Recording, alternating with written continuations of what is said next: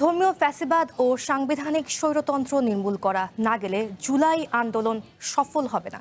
সকালে ঢাকার কেন্দ্রীয় শহীদ মিনারে ২৪-এর গণঅভ্যুত্থানের শহীদদের প্রতি শ্রদ্ধা নিবেদন শেষে এমন মন্তব্য করেন গণসংহতি আন্দোলনের নেতাকর্মীরা।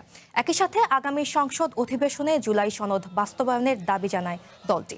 পরে গণঅভ্যুত্থানের দ্বিতীয় বর্ষপূর্তি উপলক্ষে দেশব্যাপী সভা, সেমিনার ও শহীদদের কবর জিয়ারত সহ নানা কর্মসূচির ঘোষণা করেছে তারা।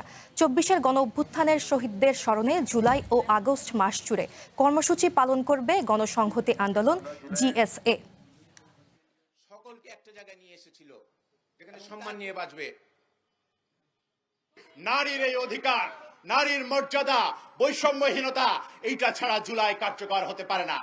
একটা বৈষম্যহীন রাষ্ট্র প্রতিষ্ঠার যে কর্তব্য, বাংলাদেশের জাতীয় পুনর্গঠনের যে কর্তব্য, সেই কর্তব্যকে এগিয়ে নিয়ে যেতে হবে এবং গণসংহতি আন্দোলন এই কর্তব্য পালনে অঙ্গীকারাবদ্ধ।